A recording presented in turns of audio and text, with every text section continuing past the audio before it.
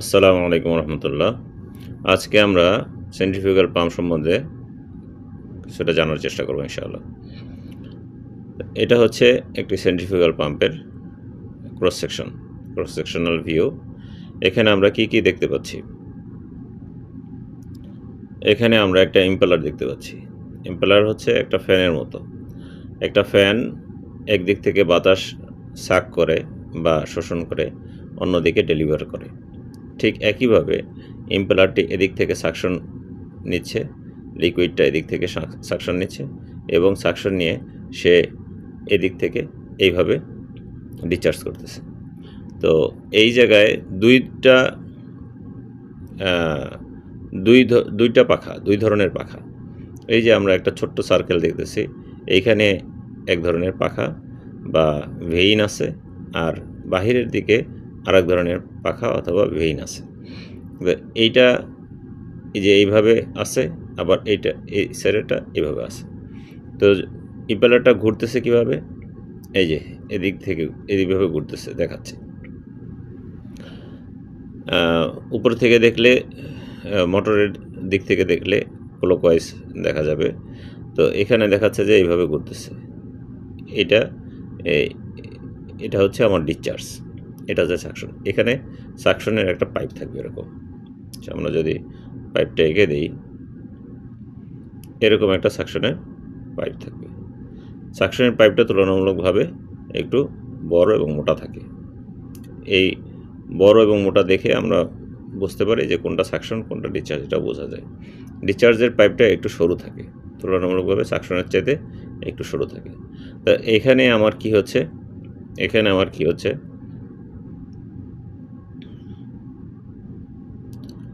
আচ্ছা, আমরা যদি এখানে দেখি যে এখানে আমার ওয়াটারটা কি করতেছে, যে এখানে সাকশন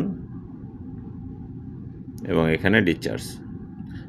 এখানে আমার ওয়াটারটা ইন হচ্ছে কোথায়? এই ইম্পেলার আইয়ের মধ্যে। আর ডিসচার্জ হচ্ছে কোথায়? এখানে দেখতে পাচ্ছি যে আমি যদি অন্য একটা রং দিয়ে করি,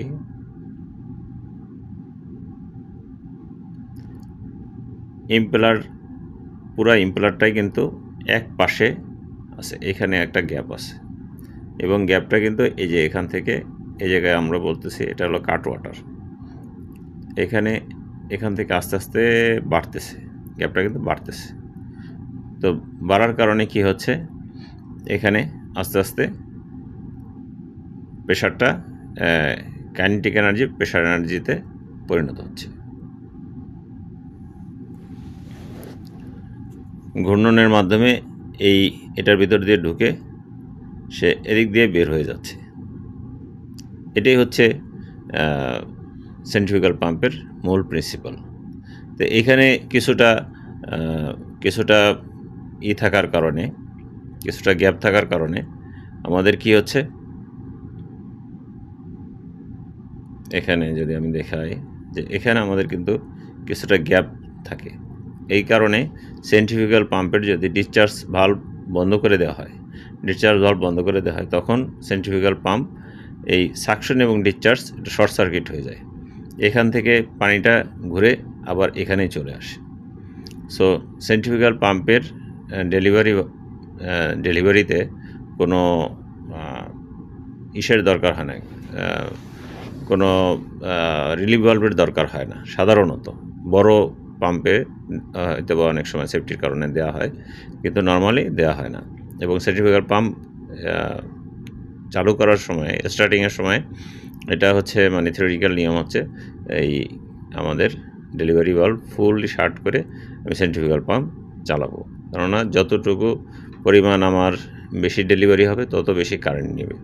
আমরা জানি স্টার্টিং টর্ক অনেক বেশি, এই জন্য সেন্ট্রিফিউগাল পাম্পের ডেলিভারি ফুল ক্লোজ করে তারপরে চালাতে হয়। অনেক সময় এটা ফিজিবল না। এটা আমরা অনেক সময় করি কখন?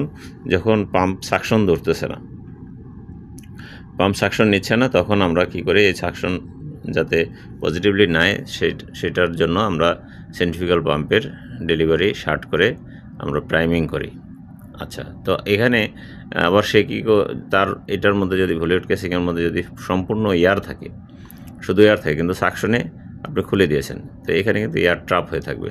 এই জন্য এটা এয়ার রিলিজের জন্য একটা পয়েন্টও থাকে এয়ার ভেন্ট করার জন্য। এয়ার ভেন্ট না করলে তাহলে কিন্তু এই পাম্প কখনোই সাকশন নেবে না। হয়তো বা পাম্প ভালো আছে, মোটর ভালো আছে, সব কিছু ঠিক আছে, কিন্তু পাম্পটা সাকশন নিতে পারবে না। আচ্ছা, আমরা পরের স্লাইডটা দেখি।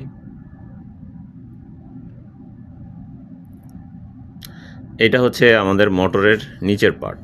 মোটরের নিচের পার্টে এই যে এখানে একটা ডিফ্লেক্টর আছে, ছোট্ট একটা লিপ সিলের মতো আছে, যেটা যদি এখানে, এটা কিন্তু খুবই ইম্পর্টেন্ট। কী জন্য ইম্পর্টেন্ট?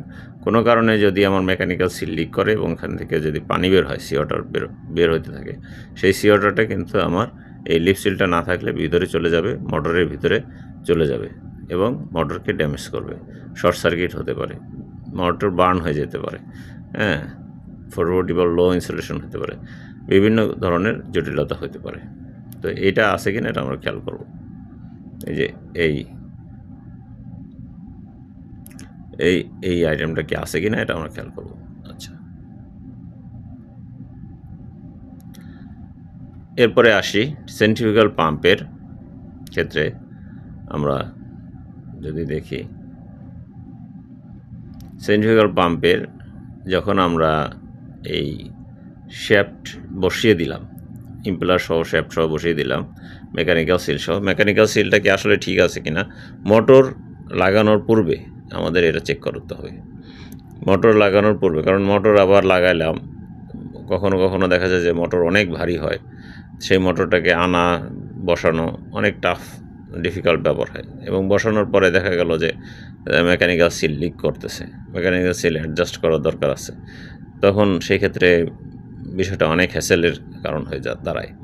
তো এটা আমরা কি করব, মেকানিক্যাল সিলটা যাতে একটু পুশ হয়ে থাকে, এইভাবে আমরা এটাকে লিফট করব, উপরের দিকে লিফট করবো। একটা রশি দিয়েও লিফট করতে পারি, বা হাতে যদি সম্ভব হয় হাতে দিয়েও, হাতে ধরেও, বা একদম ভার্টিক্যালি লিফট করব। ভার্টিক্যালি লিফট করলে তখন আমরা আমাদের মেকানিক সেলটা কিন্তু সিল করবে, যদি তার ভিতরে কোনো ধরনের সমস্যা না থাকে, এবং সাকশন ডিসচার্জ আমরা খুলে দিব। তাহলে যদি এখান থেকে কোনো পানি লিক করে তাহলে বোঝা যাবে যে মেকানিক্যাল সিলের সমস্যা, আর যদি লিক না করে তাহলে বুঝতে হবে যে মেকানিক্যাল সিল ঠিক আছে। এই যে হচ্ছে সাকশন ভালভ। আচ্ছা, এই যে এখানে আমরা কিছু জিনিস দেখতে পাচ্ছি, সেটা হচ্ছে কি, এই যে এটা কিন্তু খুব গ্রুপ করা। কীরকম গ্রুপ করা? এই যে এখানে দেখতে পাচ্ছি, এই গ্রুপটাই কিন্তু ওই মোটরের গ্রুপের মধ্যে ঢুকে যাবে। এখানে অ্যালাইনমেন্ট করার তেমন কিছু নাই, হ্যাঁ, অটোমেটিক অ্যালাইনমেন্ট হয়ে যাবে। আর কিছু কিছু জায়গায় দেখা যায় যে অ্যালাইনমেন্ট করতে হয়। তারপরেও আমরা এটা টাইটেনিংয়ের সময় আমরা খেয়াল করতে হবে যে যাতে টাইটেনিংটা ইভেনলি হয়, এবং টাইটেনিং করার সময় আস্তে আস্তে টাইট দেবো, এবং আস্তে আস্তে আমাদের পাম্পটা ঘোরাইতে হবে, টার্ন করতে করতে করতে হবে। কখনও যেন এরকম হয় না যে পাম্পটা জ্যাম হয়ে আছে, পাম্পটা অবশ্যই ফ্রি ঘুরতে হবে।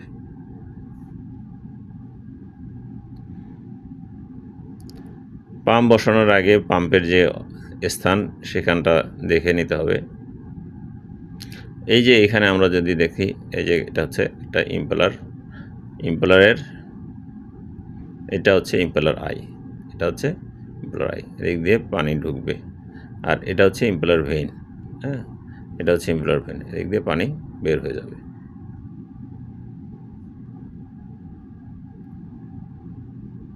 এই যে আমরা দেখতে পাচ্ছি ইম্পেলারটা এখানে বসানো হয়েছে।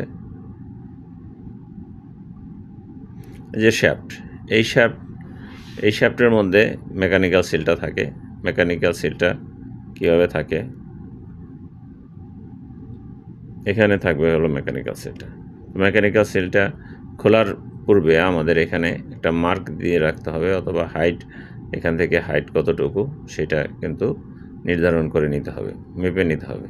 তা না হলে মেকানিক্যাল সিল যদি আপনি একটু উপরে বা একটু দূরে বসান, তাহলে মেকানিক্যাল সিলটা কিন্তু তার উপরের যে সিলিং পার্টটা সেটার সাথে কানেক্টেড হবে না, সেটার সাথে থ্রাস্টেড কানেক্টেড হবে না, এবং কি হবে না, ওখান থেকে পানি কিন্তু লিক করা বন্ধ হবে না, পানি লিক হতে থাকবে। যদিও মেকানিক্যাল সিল ভালো আছে, কিন্তু আমার মেকানিক্যাল সিল অ্যাডজাস্ট করার ভুলের কারণে আমার মেকানিক্যাল সিল থেকে কিন্তু পানি লিক করার সম্ভাবনা থাকবে। এই যে এখানে দেখতে পাচ্ছি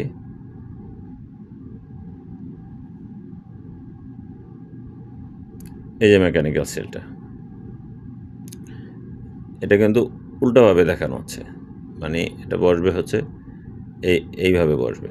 হ্যাঁ, এই যে এটা হচ্ছে পাম্পের উপরের দিকটা, তাহলে এটা হলো এইভাবে বসবে, এই সাইডটা এদিকে চলে যাবে, আর এই ইম্পেলারটা এই যে এখানে বসবে, মানে এটা এদিকে বসবে, ইম্পেলারটা এই নিচের দিক থেকে গিয়ে এখানে স্ক্রু দিয়ে টাইট হবে। বোঝা গেছে? তো এই মেকানিক্যাল সিলটা এখানে কতটুকু ডিস্টেন্স, এখানে একটা অ্যালেন কি থাকে, এই অ্যালেন কিটা টাইট করার আগে আমার এই ডিস্টেন্সটা মেপে ডিস্টেন্সটা ঠিক আছে কিনা সেটা দেখতে হবে। এবং যখন আমি মেকানিক্যাল সিলটা বসাবো তখন আমার একটা ফিল হতে হবে, যখন এটাকে উপরে টানবো তখন মেকানিক্যাল সিলটা খুব বেশি প্রেসড আপ হবে এরকমও না, আবার একটু স্প্রিংয়ের মতো যাতে প্লে করতে পারে সেটাও কিন্তু আমাদের দেখতে হবে, আর না হলে কিন্তু পানি লিক করবে। এই মোটামুটি আজকের লেকচার।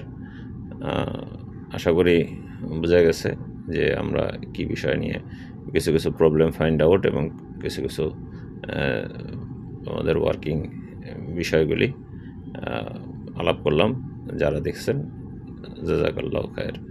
আর কোনো পরামর্শ থাকলে, আরও কোনো কিছু জানার থাকলে কমেন্টস করবেন, আমরা সেইগুলি নিয়ে ভিডিও করার চেষ্টা করব ইনশাআল্লাহ। আসসালামু আলাইকুম।